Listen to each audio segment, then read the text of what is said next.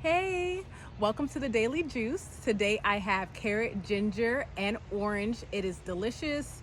I put a lot of ginger in there because it's really good for inflammation. I've been doing a lot of work in the garden lately, and I know that this drink is going to help me.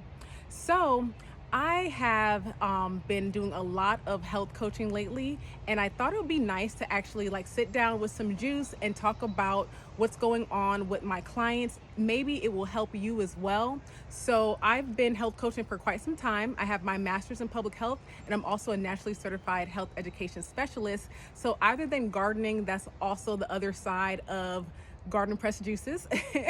I know I got to wear a lot of hats, but what I want to talk about today is something that I see a lot of my clients struggling with, and that is food traditions. So food traditions is when your family or your culture eats a certain type of way and everyone is expected to eat that way. So one of my clients, she has been struggling a lot with having to eat everything on her plate since she was a little girl.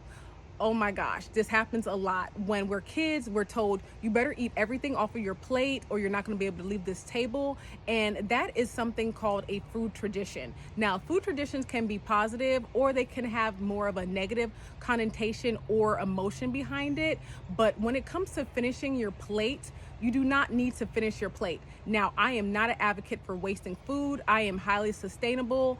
I hate wasting food and I hate waste. However, when it comes to finishing your plate until you feel uncomfortably full, a lot of this is rooted in our childhood. And as a coach that works with a lot of clients with weight loss, I'm seeing that this is one of the biggest problems that I deal with, is not knowing when we're feeling satiated and versus overly full.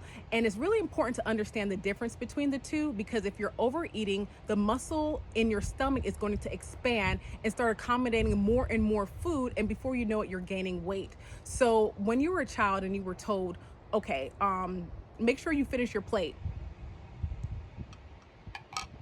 because if you don't finish your plate, you're not going to be able to leave this table.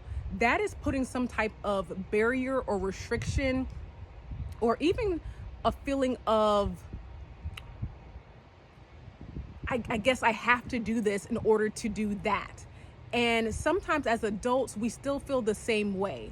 We're eating. We don't want to waste the food. We don't want to be around other family members and seeing that we're not eating their food. And I'm going to touch on that topic in the next video.